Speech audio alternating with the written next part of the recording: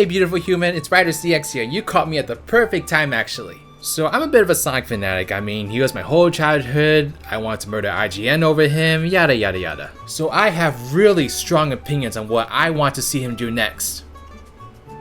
At least I thought I did. My mind's actually as empty as a can of air because I haven't actually played that many Sonic games in a while. I mean, I did play all those Sonic racing games for a video a while back, and that was definitely a vertigo-inducing mess. But the gameplay style I've been pondering a lot recently is the boost gameplay style. It's the most likely option we're gonna get in terms of the next Sonic game. I mean, it's already been fully developed at this point with tons of games, and I think Sega kinda knows what to do with it now. But what is it about a boost game that actually makes it great? Well, I decided to get to the bottom of that, and the only way to decipher and analyze everything about a boost game that makes it great is to learn how to boost. And I invite you all to join me if you want to upgrade in life.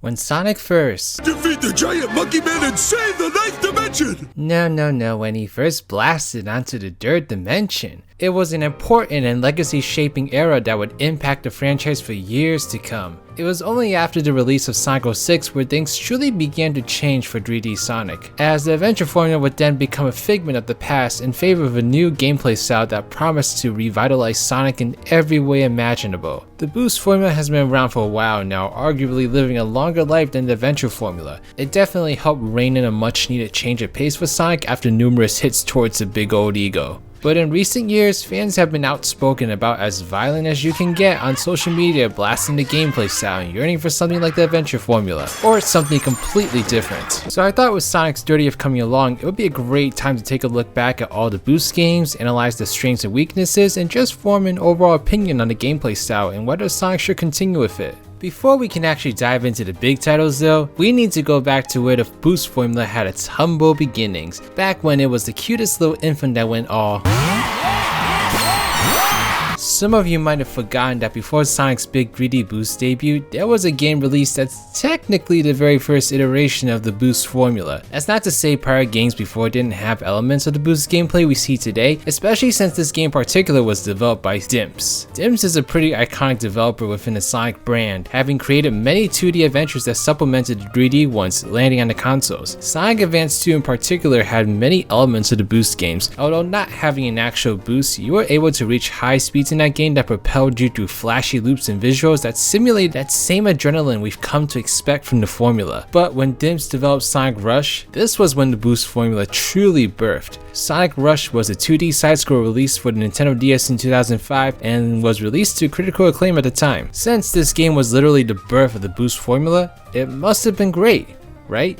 Okay, so I have a lot of nostalgia for this game. It is actually probably my favorite 2D Sonic game of all time, all bias and all. So it's pretty difficult for me to take a look at this game objectively because playing through it, it just brought back the muscle memory of constantly speedrunning these levels to get on the online rankings for me, and I was just having such a great time. But Sonic Rush does do a lot of things right that led to the boost formula becoming what it is today. It was a different kind of Sonic game, one where fast reflexes and memorization were given a much flashier coat of paint. I gotta say, playing it now, there's still nothing more exhilarating than pressing the boost button and blasting through lines of robots and land to get to the end. Not to mention the trick system is just an extremely satisfying mechanic and is a joy to continuously pull off. There definitely are a few sections I wish weren't here to completely kill the pace, like the parts of Mirage Road where you're just waiting to get off that boat thingy, but it was the first time a boost mechanic was truly implemented in a Sonic game, and I feel they were just trying to figure out that balance between speed and platforming. Speed might have not necessarily been earned here, but you still had to use it responsibly, otherwise the game would be complete hell, especially in later levels where just boosting aimlessly can lead to many deaths. Sonic Rush was just the tip of the iceberg in terms of the formula's potential, and I couldn't wait to see what lie ahead. With regards to the game itself, it's a simple fast-paced adventure with a story filled with plenty of that cringy mid-2000s Sonic dialogue.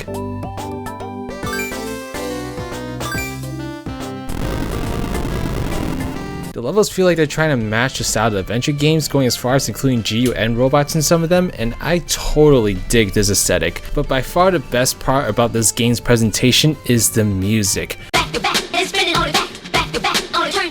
Composed by the same person responsible for Jet Set Radio's music, the music is funky, fast-paced, and catchy as hell. Some of it really does veer into Michael Jackson levels of swag, and it's just such an adrenaline-pumping soundtrack for an adrenaline-pumping game. I think the inclusion of Blaze was great here as well. She may have had her own separate story that goes through the exact same levels as Sonic, but she has a few minute differences in her moveset that brings enough variability to how you approach these levels. Not to mention, I really just enjoy watching her relationship with Cream develop. It's a very odd pairing when they first get introduced, but you totally get why these two are paired together later on. Sonic Rush is a game I'll always have extremely fond memories for, and it definitely helped me buy into the boost formula later on. Before we tap into the true beginning of the boost in 3D Sonic though, Sonic Rush did have a sequel that did a lot of things differently. Sonic Rush Adventure came out a mere 2 years after the original, and while it featured the same primary characters, it tried a lot of new things to keep the Rush formula fresh, which I guess I don't blame them for. I mean, practically every Sonic game was trying something new, to both good and bad results. It dumped Sonic and Tails and Blaze's dimension this time and thrust them into a lengthy battle against robot pirates after a powerful artifact, with the help of,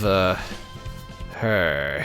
No, God! Gameplay wise, the game is essentially an extension of the original, with not too many noticeable changes. There's a pretty cool startup to each act that gives you the opportunity to start off with some speed. Blaze is also nerfed a little bit, so you can't cheese these levels as much as the original, but other than that, if you enjoyed the original Rush, there's a ton to enjoy here. I can't say one game is really better than the other in terms of the primary boost gameplay. They're both pretty on par with each other, level design and all. But now we get to the part where I explain why this game ultimately pales in comparison to the original. The main thing by far is all the extra stuff the game throws in here to lengthen the gameplay. Instead of having you go through the levels with 2 characters, what we have here instead is sections in between levels that are filled with many miscellaneous tasks such as collecting materials, building ships, and piloting them across the seas. I won't lie, they are sort of fun at first, and they do their best to introduce new mechanics throughout the game to keep things fresh, but I don't know, it just isn't endearing enough for me to get all excited to play these sections. I always felt the actual levels didn't last long enough due to knowing that I'd have to sift through more of this other stuff to get to the next one, despite these levels being just as long as the ones in the original. It's a fun enough game if you can tolerate all the extra stuff, but it's a shame nonetheless because everything else is up to par here. The environments look even wackier compared to the first game, and I did enjoy the change of pace compared to the original's more adventure-esque aesthetic. I can't say I'm as big of a fan of the music, but the original soundtrack was practically impossible to live up to for me. I suppose from that perspective, I understand why they went with a different vibe with a more tropical sounding soundtrack.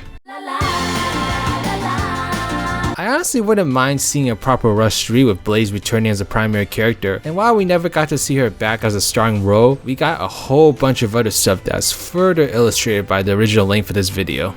Okay folks, the first step to learning how to boost is to gain the adequate knowledge necessary to understand the laws of speed and all that. So I pull out this old fountain of wisdom, my old physics textbook.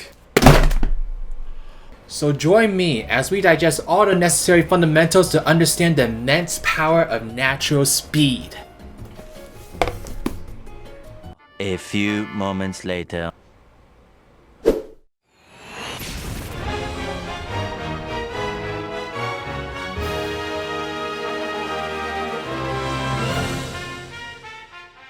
I vividly remember my own reaction to seeing the review of Sonic Unleashed. I believe it leaked a couple weeks or so before its official announcement through a few screenshots and a gameplay video of Savannah Citadel daytime, and I was all, I've soiled my tunic! I mean, this looked just absolutely incredible. It was basically Sonic Rush in 3D, which was definitely one of my most favorite games in the world around this time. Combined that with just how the franchise was after 06, Sonic Unleashed seemed like the game that was going to make a complete 180 in the series' reputation. And well, in terms of boost gameplay at least, it was definitely a step in the right direction. Sonic Unleashed definitely veered a long ways from the adventure titles, relying much less on that speed-infused platforming and much more of that quick reflex-focused gameplay of the Rush series. And if anything, it looked even more exhilarating in 3D space than a 2D space. Sonic Team managed to translate that spectacle-like visual well here, creating some of the biggest 3D spaces Sonic has ever traversed in. Adding the game's worldly feel to that, and you have one of the biggest feeling Sonic games of all time. It was a total treat racing through the equivalents of Italy, China, China, Southeast Asia, Egypt, and so many more around the globe. Sonic is literally running all over the planet, and I loved every single minute of it. Knowing what the boost formula would evolve into, I will say the level design can leave a lot to be desired. There's a lot more reliance on boosting through areas here than other boost games, thus making a lot of the level design uninspired. Also, movement in a 3D space is kinda awkward. There's this part in Dragon Road where you got a platform on all these rotating circles, and I was trying real hard not to crack my unbreakable smile. But it was the first time they tried to do this, and I gotta appreciate how well this was executed, especially after 06. Unleashed as a whole is just such an amazing package overall. There are hub worlds to really help propel the worldly feel of the game, along with an epic storyline. I mean, this is probably one of the best written Sonic stories ever. It may have some awkward humor here and there, but it overall does a great job at balancing both a comedic and serious tone that I would love to see more from Sonic. I mean, a lot of people find him annoying, but I think Chip is just absolutely adorable, and I thought he was like the perfect companion for Sonic in this game. I mean, sure, we could have had Tails tagging along with Sonic, but I really liked seeing the relationship between Chip and Sonic develop and seeing some of the strengths of Sonic's character in particular here.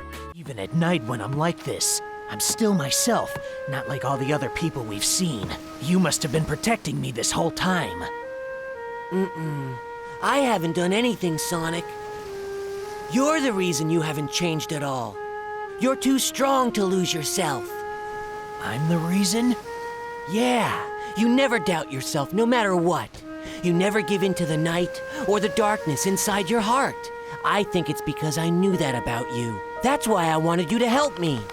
They ask you how you are, you just have to say that you're fine when you're not really fine. Everything about this game just seems so expertly crafted with love and compassion. I enjoyed practically everything from the lo-fi sounding songs in the nighttime hub worlds to the blistering visuals experienced during Jungle Joyride daytime. Unleashed is one of the most perfect Sonic games to ever come into.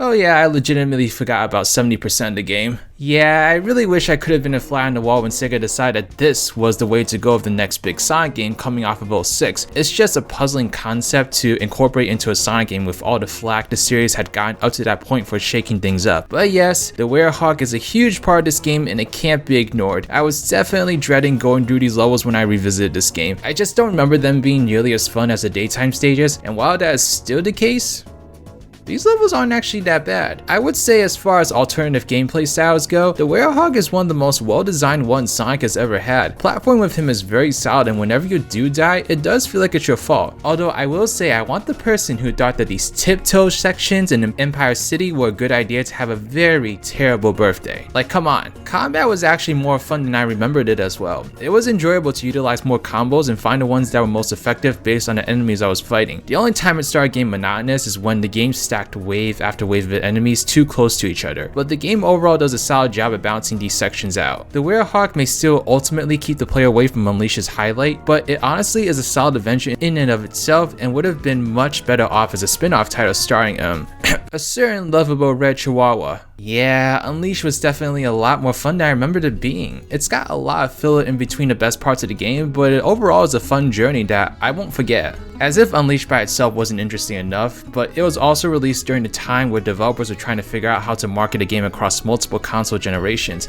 And with Unleashed, we got something the franchise hadn't ever done before, which always turns out well. It had a separate Wii/PS2 version that was essentially a different game. It was developed simultaneously with the next-gen counterparts, with daytime levels specifically being handled by Dimps, while the rest was from a different division of Sonic Team. Typically, we see these versions of games simply be downgraded versions of the higher res ones, but Unleashed, as people like to call it, is an entirely separate game with different levels and everything. After finding out Dimps had a hand in the boost gameplay here, I was really interested in seeing how they may have brought a lot of their ideas from the Rush series over to a 3D environment. This was actually my first introduction to boosting in a 3D Sonic game, as for some reason my family went for the Wii version first, which we played for like a half a year before obtaining the next gen counterpart. On the surface it looks like a really similar game and setup, but the biggest difference here besides the graphical downgrade is actually the boost. It certainly was an interesting approach to limit the boost to a one-time button press that results in a temporary burst of speed. It can push you into the mindset to maximize use of your boost at the right time, since you won't always have seemingly unlimited amounts of it to use, unlike the next gen version. I definitely had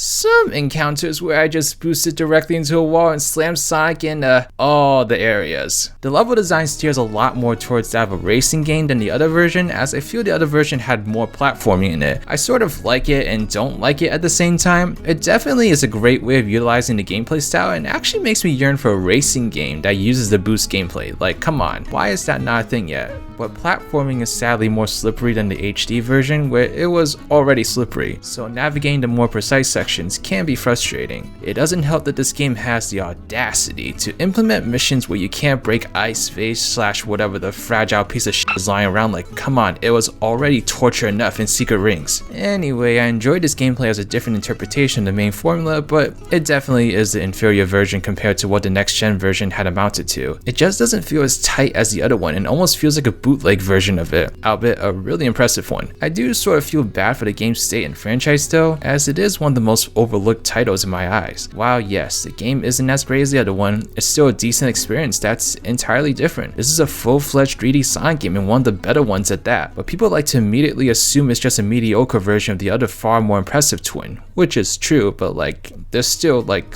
things about it that are nice. I mean, for crying out loud, the game asks if you want to continue playing after each level. It literally has no self-esteem. This is actually so sad. It was an interesting approach to the formula, and I liked having to think about when it would be best to utilize this boost rather than being handed an infinite amount of it. It's not the best approach, but it's a pretty good one. As for the Werehog, it's okay. Not as good as the next gen version. Oh, but I do wish that level where you spend 90% of it waiting on the slowest platforms in the world a slow and painful death. Okay, maybe we don't need to read a whole book to understand speed. We know that speed is equal to dogs over trees, and that makes complete sense. So now we are ready to train, which is why I'm inviting you all to the great outdoors. The only way to learn how to boost is to practice till we drop. Time me, friend. Alright, ready, set, go. One eternity later. How far was that? 2 feet. Farther than I thought.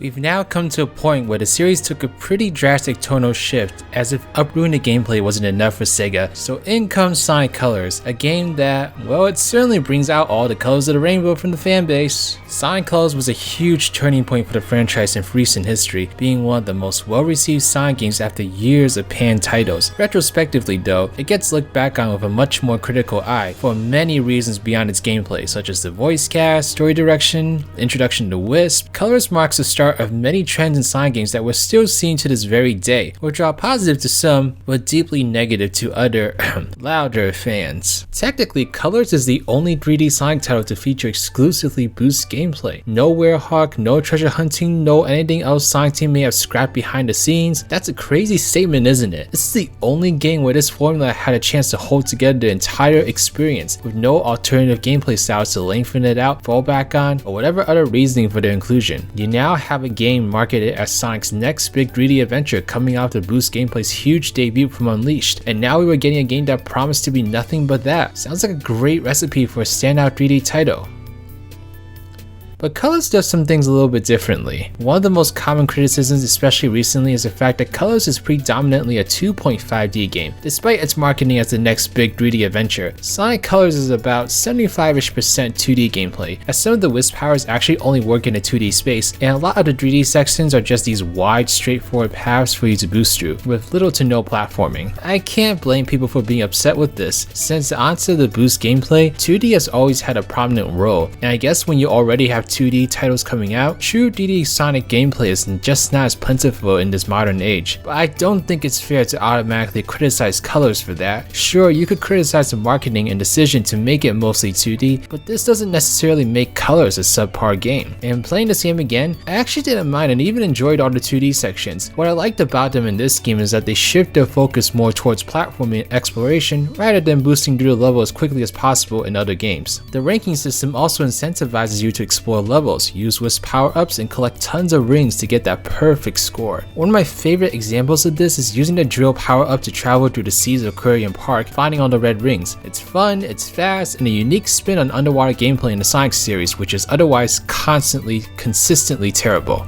I will say though that some of the levels where it's a majority of tiny little platforms over a bottomless pit might as well be covered in banana peels, cause Sonic can be a challenge, to say the least, to maneuver across these. These are examples of platforming that don't belong in the Sonic game. The platforming should try to have some sense of speed attached to it, and this definitely leaned more towards the Mario territory. Another thing I liked about Colors is how it shifted focus more towards wisps, and thus limits the boosting here to a power up you collect, so you have to pick the right times in utilizing it, just like in the Wii version of Unleashed. I prefer how it's implemented here, as you still get that exhilarating feel from the other boost games, but it's of course more limited, so that strategy is present here as well. It also just feels good and less stiff compared to the Wii version of Unleashed, so that's a plus. Colors may not be the game that people wanted, but it's still a pretty fun game in its own right. Yes, I would rather see a boost game be more dominantly 3D, as I still think it has the potential to be a great 3D game, but Colors itself is a wonderful adventure that I had a ton of fun revisiting. If you can let go of your expectations of a 3D game, I truly think there's a campaign here that's worth running through. As for everything else about Colors, I will just say that at the time it came out, people need to understand that it was a great breath of fresh air after years and years of the same dark leaning storylines of a big bad monster at the end. This trope was so overused in not just the mainline Sonic games, but tons of spin-offs as well, that the general public and even many Sonic fans were just tired of it, especially given the declining quality of games. So when Colors came out with its complete shift in tone and a complete focus on what people wanted in gameplay, it's no wonder that Colors was praised, especially since it is a solid game. Yeah, looking back on it, the story is a bit difficult to sit through. A lot of jokes are very similar to the downfalls of a lot of children's television nowadays, especially the way that many of the jokes would just really overstay their welcome. But at the same time, it was enjoyable. It's aged like milk, but given the circumstances back then, I understand why it is the way it is.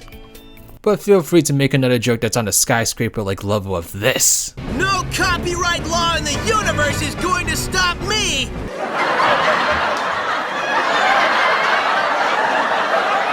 Colors also had a DS version developed by Dimps and considered by many as the official Rush 3. For me though, a game that doesn't have their isn't a true Rush game. I'm not sorry. Not to mention that by incorporating the Wisp, this game does a lot of mechanically different things from the first two Rush games. For example, the boost is no longer fueled by ring energy in this version as well, bringing over that more strategic mindset for when you use it. You put more focus on the platforming without sacrificing too much speed. The trick system is also completely gone, which makes me feel very sad vibes. But in turn, the Wisps are incorporated heavily into the gameplay, and they actually do a really good job at mixing things up, arguably a little better than the console version. They just always add an element of spontaneous fun and just feel more well incorporated here. There's less levels here, but that's because they take on the classic 2-act structure here, so they are a tad longer as a result. I don't personally have a huge preference for this method over the 6-act system the console version had. I see benefits in both, but I think I lean a little more towards the 2-act structure. It just feels better. I'd rather play 2 longer levels than like 5-minute long levels. One thing about this game that's definitely better than the console version is how it features cameos from almost the entire Sonic cast. You get all these different faces who basically serve as a bridge to extra missions for you to play, and I love it. As a diehard Sonic fan, seeing all these characters' reactions to the park is just amazing, and something I really wish was done in basically every console Sonic game. Why can't we have just like Cream the Rabbit walking around while you're like saving the world in Unleashed? Like, come on.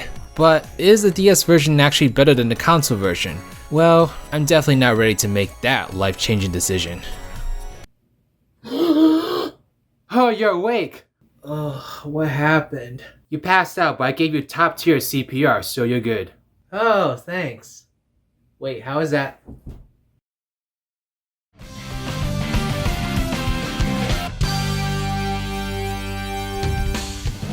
Generations was of course the game originally developed to rein in Sonic's 20th anniversary, and also the beginning of an overrun nostalgia trend, but we can talk about that later. Coming just a year after Colors, it promised to evolve the boost formula even more, while it's taking you through multiple iconic locations of the past. When I initially revisited this game, I actually wasn't really all that crazy about it, and to this very moment, I can't figure out completely why that was. Maybe it's because Generations itself is a throwback project, and I just found much more excitement in games like Unleashed and Colors, where the content was wholly new and original. But as I kept playing through the game, it became undeniably clear that this was the very best version to boost gameplay in 3D. What Generations excels at is effectively balancing both 2D and 3D high-speed platforming and spectacle in its levels. It took getting to Planet Wisp for me to truly understand that this was a big step over Colors. Planet Wisp in that game did have a few 3D sections, but the way Generations incorporates more of these and how much more platforming and speed it simultaneously infuses is nothing short of extraordinary. It was a huge difference, and I definitely took notice. The best part of any Sonic game is how repeated playthroughs just makes the game more fun as you master its mechanics and seek out the shortcuts, but I especially noticed this with Generations.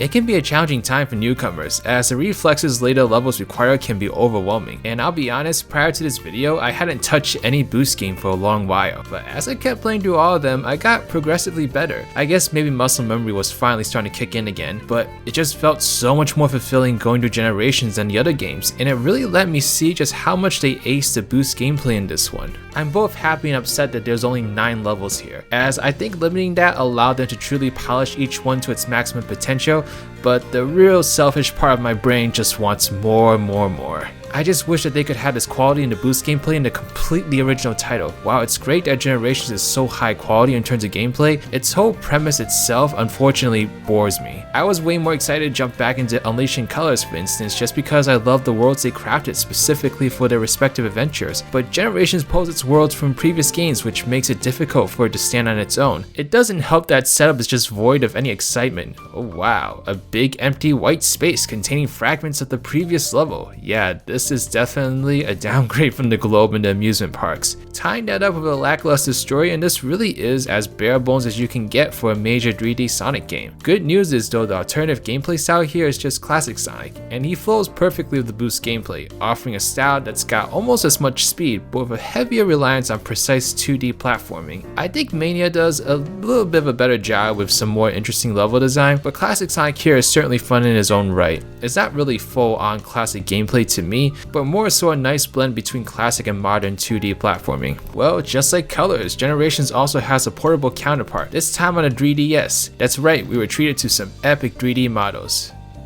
But it was still a completely 2D adventure. I'm not mad about this, but I admit it would have been interesting for Dimps to get a second shot at programming 3D Sonic, especially on a portable device, but I guess that same alone sounds way too good to be true. And given how immensely short this game is, I'm willing to bet they didn't have all the time in the world to work on this. In their defense, it's not much shorter than most of their games, but it definitely feels more phoned in compared to all the other games I've talked about from them. I don't know, the level design just doesn't seem as great here. Maybe the 2.5D style took up a lot of development time and thus resulted in less interesting levels. I just felt like previous Dimps games like Sonic Rush, Rush Adventure, and Colors had more multiple pathways and more interesting level gimmicks, but I don't know, there just seemed like there was some kind of lacking feature here. Not to mention a lot of these classic Dimps quirks are apparent here, with robots falling from the sky, bottomless pits, all your favorite things accounted for. They also basically remade the classic levels Green Hill, Casino Night, and Mushroom Hill using the exact same stage layouts. It's a cool idea I guess, but these levels feel drastically different from the classic levels they actually had to design from scratch. So the shift from Mushroom Hill to Emerald Coast with classic Sonic was really jarring. I will say though, I think it's so epic that they reference almost completely different stuff from the console version. It's great seeing Emerald Coast, Radical Highway, the Egg Emperor, and others get representation here. It truly makes both games seem like a package deal to get that full 20th anniversary experience. Plus, the Heroes special stages are here and they don't suck. It truly is something special.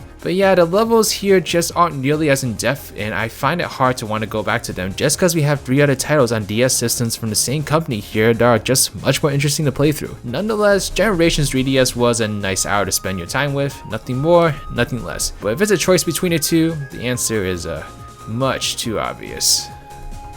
Okay, so minor setback, but I figured out exactly what went wrong. I didn't have one of those overly commercialized energy drinks beforehand. Since I'm a little short on money right now, I concocted this doozy of a potion that's going to get us that much closer to the boost of a lifetime. So we've got the paperclip that came in my milk carton for those sturdy bones.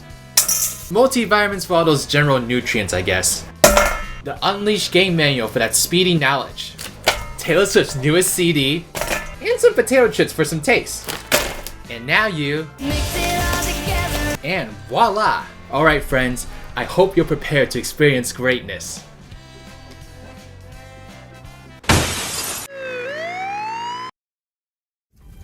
None of this is good, Vector.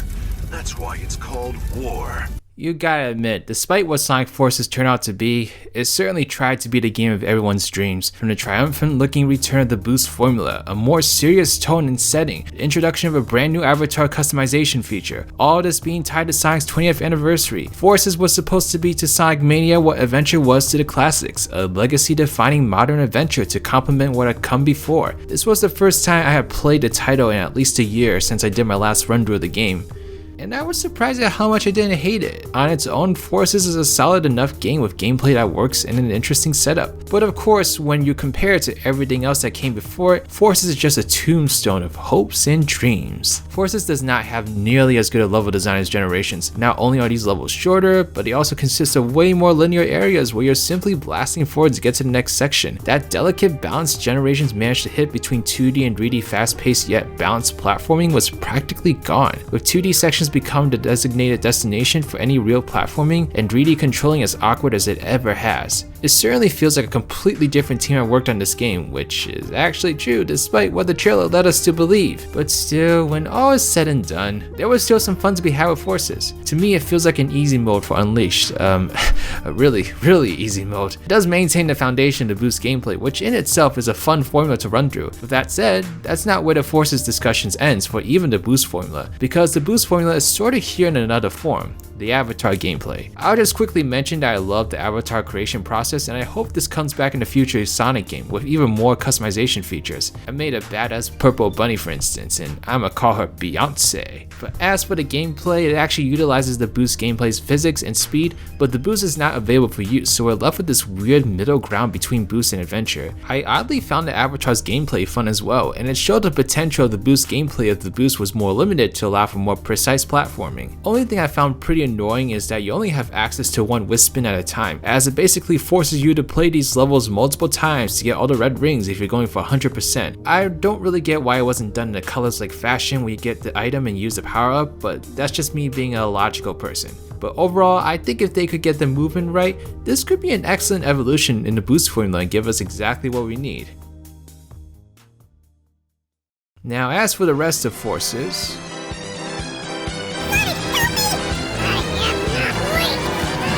yeah, this video's gone on long enough anyway.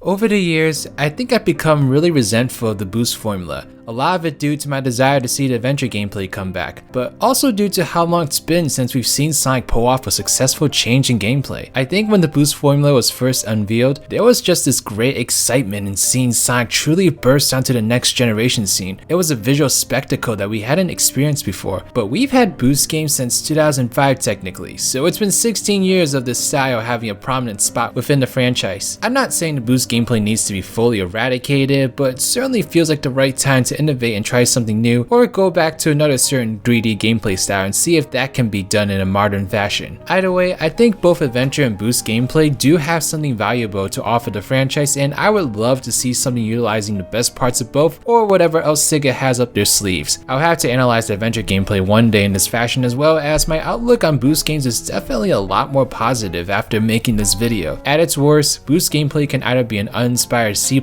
essay on the wonders of watching paint dry, or a rage-inducing experience for newcomers that don't realize that maybe boosting through your first run of these levels might not be the best idea. But at its best, boost gameplay is an exhilarating experience that rewards practice and fast reflexes. That incredible sense of adrenaline I would get from going back to my favorite levels and realizing how much better I'd gotten at them compared to my first run-throughs is something I can't say I get from many games. It's a shame really that half of these games are filled up with alternative gameplay styles in an attempt to pad the game out, as we've definitely seen that the boost gameplay can definitely support its own title even if it is a relatively short game. I still think Sega has it in them to dish out an exclusively boost game that has the quality of Generations levels. Colors was the best shot at that, but there was just a little too much reliance on 2D platforming for it to really be that go-to experience. But games like Sonic Rush prove that this formula doesn't need anything else to create an overall great title with just this formula. So if Sega still wants to keep going with this gameplay style, I sincerely hope they don't feel the need to incorporate some other gimmick to support the title. I do think the avatar gameplay gameplay from Forces sets up a good foundation of what a slightly tweaked version of the boost gameplay can be like to incorporate other playable characters without creating a separate gameplay style. It's crazy to think that only Blaze and Shadow have been somewhat fully playable in these games beyond Sonic. I mean, not even Tails has had the chance to be played under this style. This to me is the untapped potential of the boost formula, and the only way I would justify continuing to expand upon it for games to come. If Sega doesn't see that happening though, then I would like them to switch gears, whether it be reverting to the adventure formula or giving us something completely new and exciting. Either way, it's sure to be a roller coaster that I will never get off of. Because I have no common sense. Oh, what happened? Well, you drank some abnormal concoction and gave yourself 100 heart attacks. What were you doing? Well, I was trying to learn how to boost like Sonic. Ah, I see. Well, I can teach you how to do that. You can? Please teach me! Sure. But it comes with a price. Anything, I'll give anything! Alright then, to learn the ways of the boost, you need to give up your soul. Huh? So when do we start? Thank you so much for watching this video. Special shout out to my patrons, Amelia Prescott, Killer Lemurs, Team Rattle Sign Gamer, Johnny Hinton Ortiz, Timebender, Trash Q, Claw84, and Mass Muner. These are my patrons / YouTube members. If you'd like to become a patron or YouTube member and get access to a whole bunch of different perks, then please check out the links in the description box below. But alright, this is Riders, riding out.